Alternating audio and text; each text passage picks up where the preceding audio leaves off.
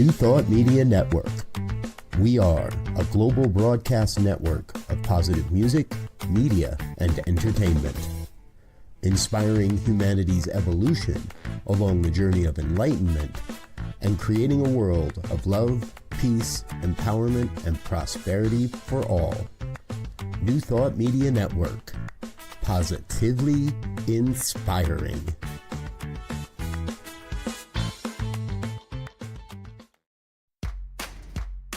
Welcome to Ministers Talking You know, there's something going on inside StreamYard. Let's try that again, folks. Welcome to Ministers Talking a weekly program where BRZ and Rev and their guests chat about current affairs, world events, spiritual principles, and any old they want to talk about. Based on the New Thought philosophy and ancient wisdoms, Ministers Talking shares a visionary perspective of the evolving spiral called spiritual living. Join us each week as we explore the emerging paradigm of life on planet Earth and beyond.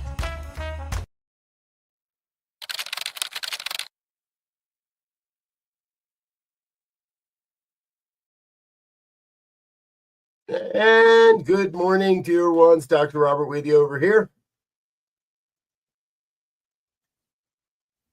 Revzy right here. And this is Ministers Talking Shit. It is Friday, October 3rd, and we're living in the backwards. We're living in the upside down. We're living in the upside down and the backwards at the same time. So we're grateful you're with us. Thanks for being a part of what we're doing.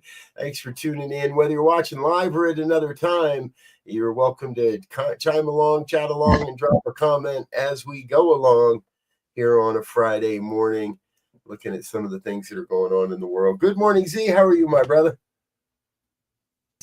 And you know, keep myself oriented. Yeah, that's the good word. Keep myself oriented in the direction that I want to go towards my dreams, I guess.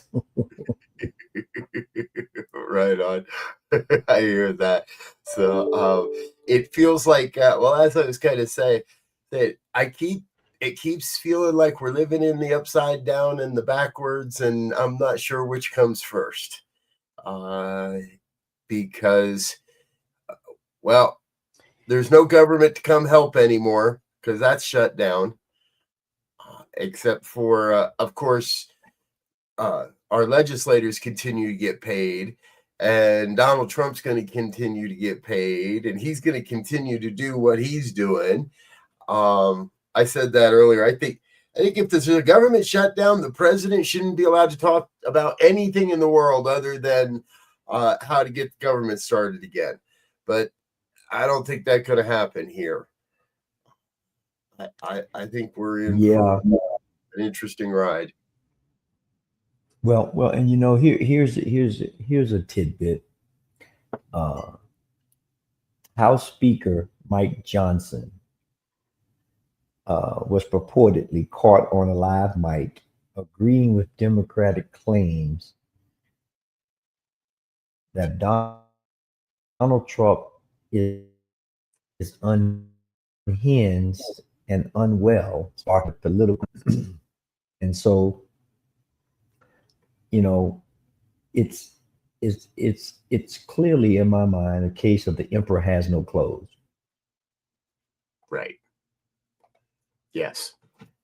And nobody's willing to say it yet. And the current president and everybody along with him. Why? You're going to destroy the country because you can't stand up to someone who's off the rails? You know, at what point now, you know, the government is shut down, you know, people's going to lose their jobs, things are going to go undone. And then after people get laid off and we do eventually come back online, if you will, now the people are going to have to work extra hard to catch up. And it just creates this perpetual cycle of, you know, unpreparedness, unreadiness, uncompleted, yada, yada, yada. It's just crazy. It's straight out of Project 2025 playbook. Really. And in a lot of ways, Trump and his cronies spent all of last year telling us that they weren't going to do Project 2025. That Trump said he didn't even know what it was. I wish him well, of course, but I don't know who they are. But I wish him well. But here we are. Here's another part of the playbook, and Trump has already stated they're going to use this shutdown to shut down Democratic agencies. I think the quote was something that they're all scams anyway. There it is. Yeah. And you know, his quote was, Rushvo of the Project 2025 fame is determined to determine which of the many Democratic agencies, most of which are a political scam, to recommend be cut, and whether or not those cuts be temporary or permanent. So, good Lord. Yes, Mike Johnson was on a live mic. I've seen the video. What he says is there's plenty of people on your side that are too. When asked about whether Donald Trump was unwell, was sick, was not right, he said, "Yeah, many on your side are as well." Meaning, yeah, he does admit and he does know, and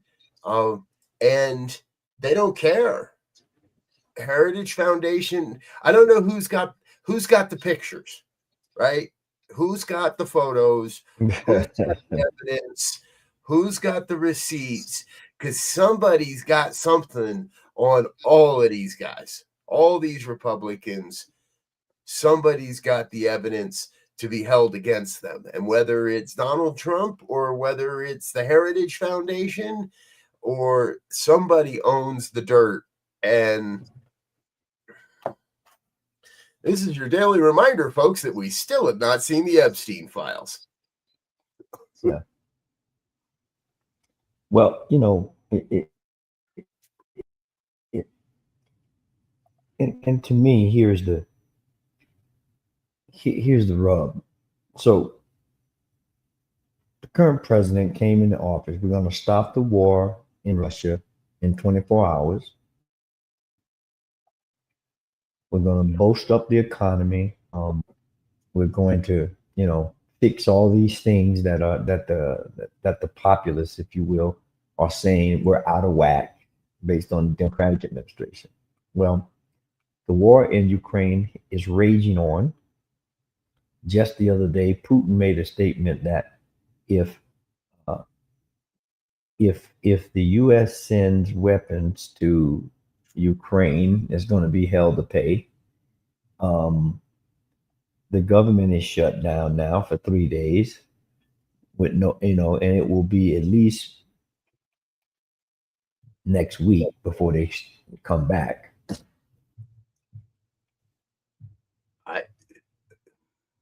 I highly doubt that and there are many that aren't coming, you know, back. Then, no. But once they leave, that's it. They won't be back. It'll be another way to trim the government, because one of his things was to trim the fat, if you will, or to drain the swamp, or whatever analogy he wanted to use. And so they're going to get this thing down to, like, you know, a squad president of department that's trying to run the country.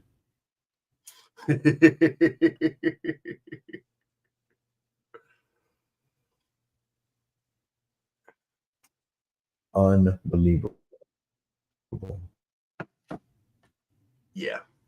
You know, and think about all of the money that we're losing or wasting, however you want to, like, Oregon has brought suit to block Trump from deploying National Guards to Portland. Now, that money could be better spent somewhere else, I'm sure. Right. Those hours, even, right? Even if we take money out of the equation, the brain power, the the time and the effort that's being put into to argue against all this stuff could be used to argue for some good stuff. To start enacting some things that serve. And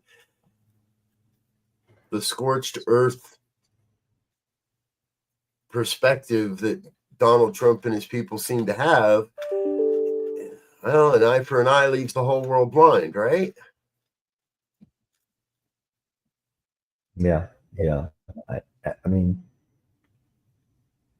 I look at, and I don't think, I mean, again, one of the main things to me is that we still have not had one complete year of the new administration being in office.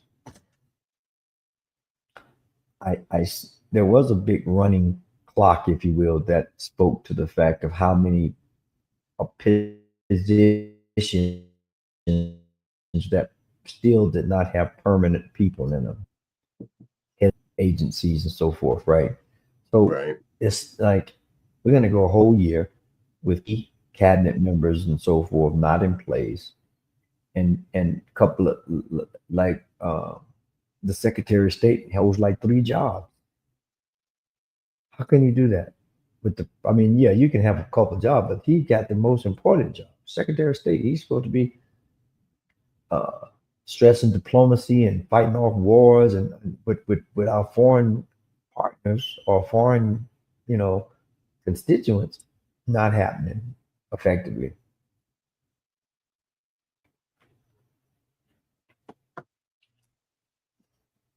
Oh. What do you think, folks? I know you're out there watching. Feel free to join the conversation. Drop a comment, say hello. Even if it's to kind of blow off some steam, feel free, because, and Z, I saw. Yeah. Here's the thing. Go ahead. I was just gonna say, I saw another one of these articles today by a colleague of ours who basically is saying and kind of arguing the old phrase treat and move your feet. And part of it is he's saying we've got to be steeped in our prayer practice. But it comes off as saying that if you're enlightened enough, you don't have to go do anything. You can just sit on your cushion and be in consciousness and raise up a consciousness of forgiveness for what these people are doing to our government and our planet and our way of life. And to me, it comes off as rather privileged at this point. When they knock at your door with AR-15s, are you going to say, hold on a minute, I'm in meditation? Wait until I meditate you away? Wait, hold on, right? I got to do another prayer so that I can see that you're not real when the jackboots are kicking down your door.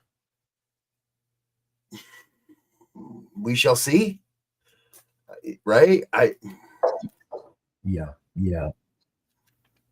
It's interesting. I want to add this in there. And it's interesting because in some ways,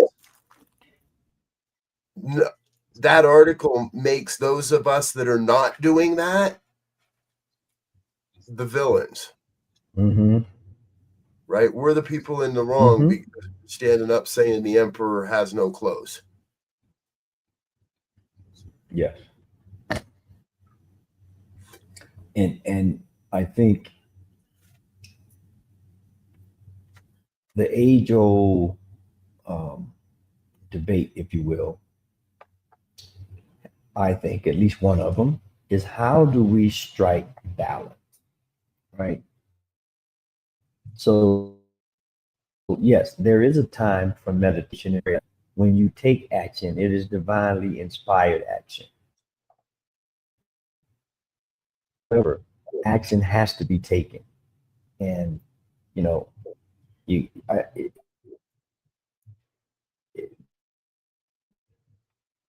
there are individuals just saying, well, yeah, well, my job, I don't need my job. And, just hold the consciousness. And yeah, I get that. But if I have a cold and I hold the consciousness of being well and I don't take any actions, that turns into a flu and then potentially, and then that turns into pneumonia. And then there's not going to be enough prayer or meditation to bring you from that state if it gets too far. Right.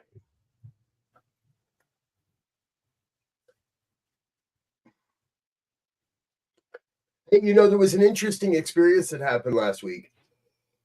There was a massive dump of new music in the world.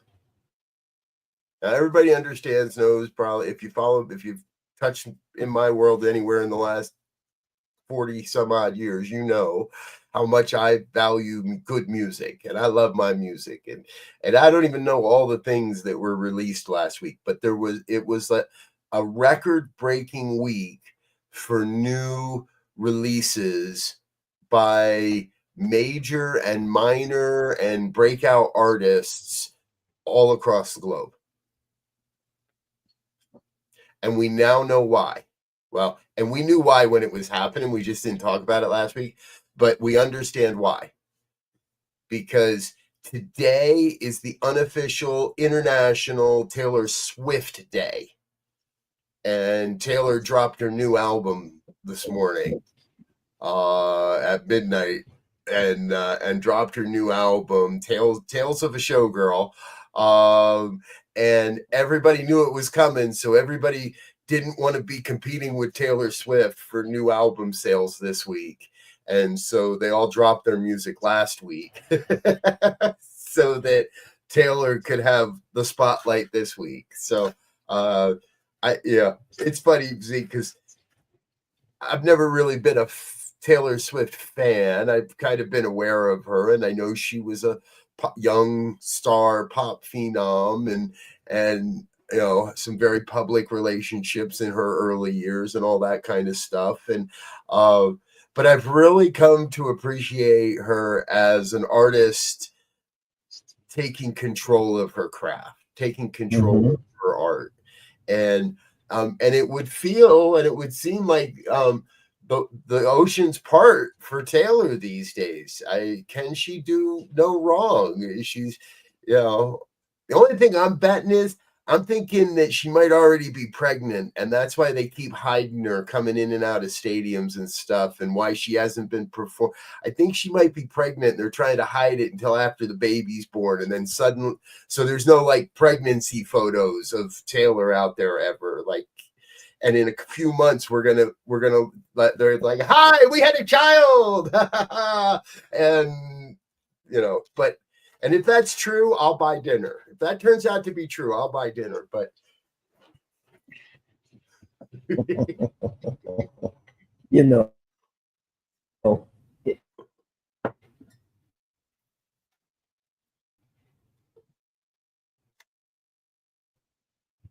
bit about talking about the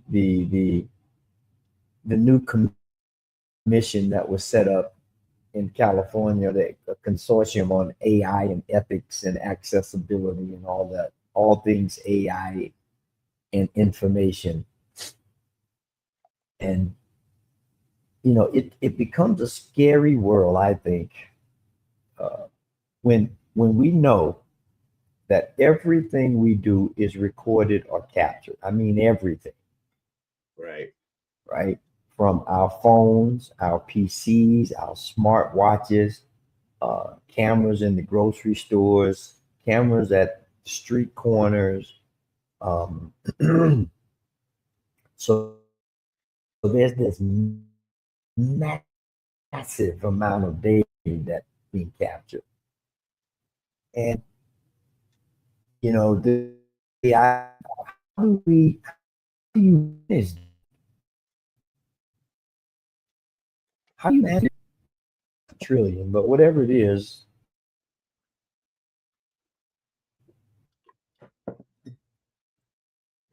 gigabyte of data that can be used and create, results, meaningful, pretty accurate results that it would take. They can do it in 30 minutes. Let's say what it would take a human to do in 2 days. Right. How do you compete against that? How do you keep that ethical? So imagine that in the hands of the current administration.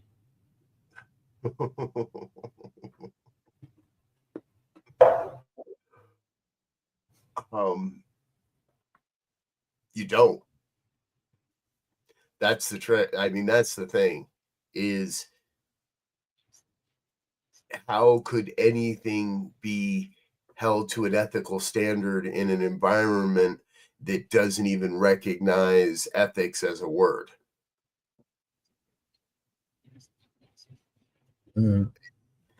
And I think in some ways, Yeah. I mean, this is a great question, because to me, AI is still really the ultimate garbage in, garbage out. The more how you phrase your question, how you phrase your inquiry, how you phrase your directive, what you tell it to give you, it will give you. So if you tell it to give you hate, it's going to give you hate, and it's going to sound really good at the hate. But I guess there's instances where AI has gone, but we teach and we live in a world where we believe the power of the word, the power of our thought. That's part of this thing with Pete Hegseth and the Department of War, right? And versus the Department of Defense. It seems to metaphysicians, I believe, all over the world, that this is a very simple distinction. Are we here to create war, or are we here to defend when war is imminent or is happening? Are we here to defend? I don't want to say against war so much, but are we here to defend our way of life? And it's, again, obvious to me that the Republicans and Donald Trump's cabal of people don't want to defend the way of life. They are here to create war on our way of life, our Constitution. And anything other than some form of action towards love, towards the defense of our way of life, is absolutely necessary. Our friend Linda's with us, and she says, sometimes I must treat or pray, in the New Thought vernacular there, folks. Sometimes I must treat for my clear-headed thinking and receptivity to divine guidance as to my right action. Yes, absolutely, Linda. I don't think this is a sometimes prayer. I think this is like an everyday prayer and need be for everyone right now, to spend time each day in an affirmation that I enter into a state of clear thinking, and that I'm open to the divine guidance around what is mine to do here. And if your thing to do is to sit in consciousness and just pray away and pray forgiveness and pray love that these people may awaken, okay, that's fine. But don't tell the rest of us we're wrong for raising our voices and perhaps building some structure around our nonviolent resistance. Yeah.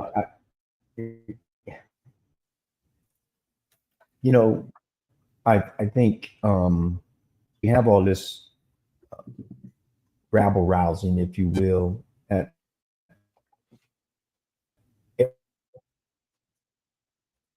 every level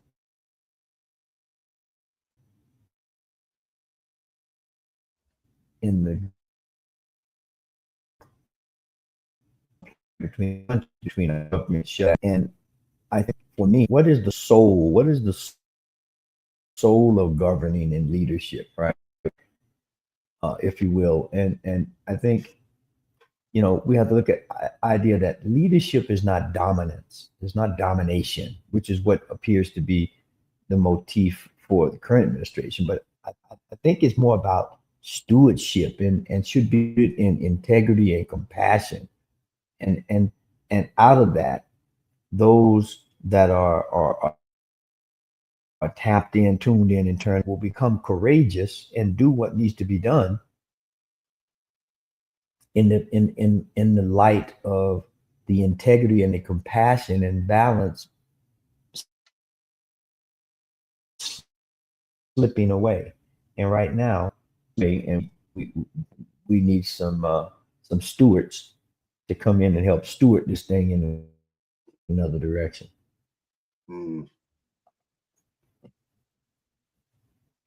Yes, we do. We need the people to come in and steward this thing in a different direction. And yeah, I think that's obvious in our political discourse. I love what Bernie and AOC are doing as far as continuing to pair up, and they just released another video yesterday about the shutdown and the fact that the two of them refused to stop fighting for American people and stop defending, continue to defend the way of life as it has been.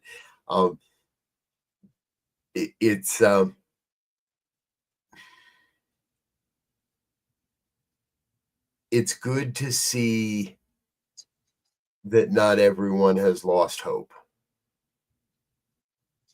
And I think right now the most important thing is to not lose hope. To be in that place for me of trusting that divine guidance and divine right action will win the day. That divine guidance and divine right action are helping us to see a cleaner path towards our divinity. And that what we're doing is truly exercising the hate and exercising more exorcism than I guess I'm saying it's an exorcism. Yeah, let's just say it like it is. It's an exorcism of the hate. It's an exorcism of the racism. It's an exorcism of the might makes right consciousness. It's an exorcism of dollars are equal your worth type of consciousness, so that we can be more love, so we can share more love, so we can express more love.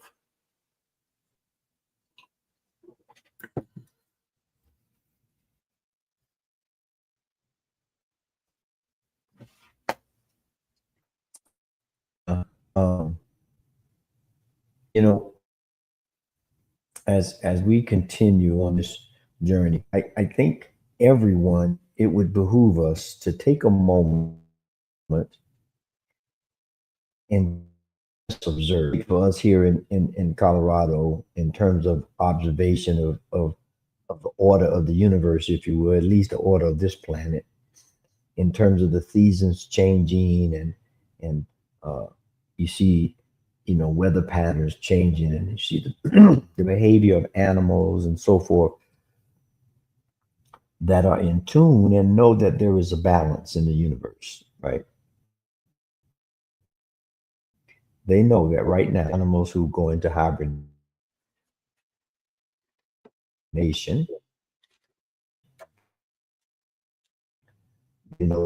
like in their homes or nests or out of they stuff, and for the winter. And so this idea of preparation and balance, and the preparation is geared toward balance, not toward just preparation, but balance. And we as humans, it appears, have forgotten or just overriding that that sense within us to say we have to find balance if we're going to survive.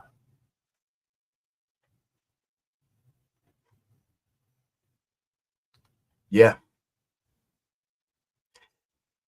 I forget who I was with recently and the conversation turned, and the analogy of the pendulum came back out. And right. And it's easy to see how we have swung quite a ways to one side. And when the pendulum's on your side, it feels good because it wasn't on your side not too long ago. It was way over there on the other side where I can barely see what the pendulum's doing, where I even barely know that the pendulum exists, and it was way out there. So if we want to do all this as far as a pendulum of compassion, holy shit, I can barely see where compassion is out there on the horizon because I stand on that far side rooted in deep, deep compassion. And heck, you just got to go to the internet or go to the news and you can see how not just politically violent we are becoming, but everyday type of stuff. The entitlement that people have flashing guns in public right now, and the ways that people are feeling so incredibly lost. The pendulum of love is way the hell over there somewhere, and I know it'll come back. I know it swings back. And it's a scary time when you feel completely unmoored from what you call reality or what you called reality. Yeah. I mean, if like never before, the call is for a community of people, I believe, regardless of race, religion, orientation, any of those things that we have used to define or separate ourselves from others or define others. We have to raise to meet the moment with clarity and courage and the grace to go through the transformation that is upon us, because we're definitely in a transformative moment right now. Yep. Between the politics, between the technology, between human relations, between physical development of how all these things affect the young people and the old people, but many young people, they'll catch the high end of this. And we have to start looking at this stuff from a communal, global, interconnected perspective, or I won't even say in an alarmist way that the planet is going to blow up, so to speak, but it will change and be different and more inhospitable for living if we can't come together. Yeah. Linda's with us again. Appears that does not display the clear-headed thinking and leadership because of displayed narcissistic personalities and demented behavior. Absolutely. Let's start saying the word dementia and not be afraid to say it. Under his leadership, America is becoming a dangerous laughingstock. I know it sounds harsh and definitely a concern I have. Yes. And here's what I'm going to say to all of this before we run out of time here this morning, folks, because we're going to. We always do run out of time. We could go on for hours with some of these conversations, but here is my call. Here is my feeling: is get thee to church. And church doesn't have to look like a Sunday morning and a traditional, what we've always called the church, but get yourself into a community of consciousness. And many of you know, and many of us in New Thought Media Network are heading off to Unity Village for next week for the Affiliated New Thought annual retreat, ANTN's annual retreat. It's a great time. There's a lot of love. And as I wrote in my Substack article, which will be released in about 9 minutes, it'll go out. You'll get an email here in just a little while if you're on my Substack. The importance of these types of events are not just to feel good and not just to kind of be all lovey-dovey and see our friends and talk about New Thought. The purpose of these types of events at a deeper level is to help us recharge, to help us remember that we're not alone in these times, and to recharge our inner resilience, recharge our approach to these topics, recharge our energetic vibration so that we can go out into the world and move our feet. So we do a lot of treatment together. We do a lot of prayer together. We do a lot of meditating together. We do a lot of practices together and being together so that each and every one of us is more resilient and more prepared and stronger to be the living truth, to be the light of the divine in the face of what is a great, great darkness being built in our country today. Yeah. So, yeah. You know,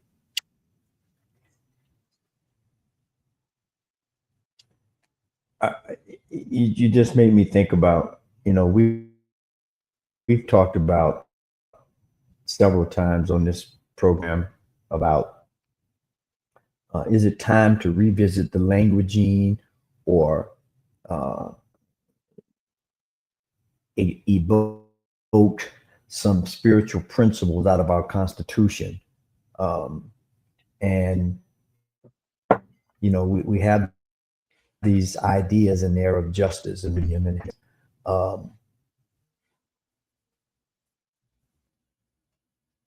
and how begin to chat how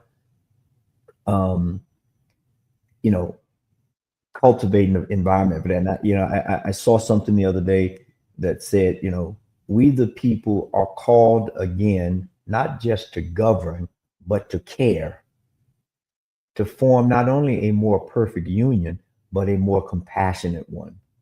Right? Yeah. How do we get to that? What, how do we move the needle to add some words to the Constitution that are compassionate and caring and highlight these terms of justice, liberty, happiness? How do we do that? Yep. And I mean, we could go on for a whole nother show on. Yeah. I wrote about this recently as well, right? In the whole Charlie Kirk debacle thing, Charlie believed the quote that he had around empathy. He believed sympathy was a higher emotional state than empathy. And to me, it's sympathy leads to empathy, leads to compassion. And that is really, because sympathy says, oh, sucks for you. So somebody broke through your door and I went into a shop that I frequent every so often, and their front door was all boarded up. And I'm like, what happened? And he's like, we got robbed. I'm like, you gotta be kidding me. You guys are a little mom and pop store, right? No. And we're in a point where sympathy says sucks for you, and compassion says, how can I help rebuild your door? Or here, let me buy an extra bag of chips, even though I know they're expensive in this place. Let me buy a little something extra to put a little something extra in your pocket so you can rebuild that door. And let's start caring again. Make America love again. Make America care again. Make America compassionate again. There we are, folks. We have now, yes, there it is, Linda. Even though I intellectually know we are each a light in the darkness, at times I need to refuel. Yes. If you burn a candle at both ends, before long, you don't have any wax left to burn. But if you burn a candle from one end and occasionally take a time to blow that candle out and let everything settle and let everything cool, then you got a candle the next time you want one. You got your candle lasts a lot longer when you take time to let it settle and it just lasts longer. So give yourself those times, folks. If it's a daily meditation or a daily practice, if it's a week-long retreat, if it's just turning off Facebook for a day or two, try it. Try 3 days without your Facebook. Try 3 days without your social media feed and see where life takes you. It can be a pretty interesting place out there. All right, we're about out of time. Z, any final thoughts before we wrap this up? Yeah, I think, if we look at an overarching thing and this whole idea of the Constitution, if you will, I think it's time to look at the Constitution as a living covenant, a sacred agreement between people and the principles between freedom and responsibility, so that we can begin to create this dynamic tension of balance, so that we don't just arbitrarily cut people off or cut ideas off, or how do we take this idea of principle and to make a better world?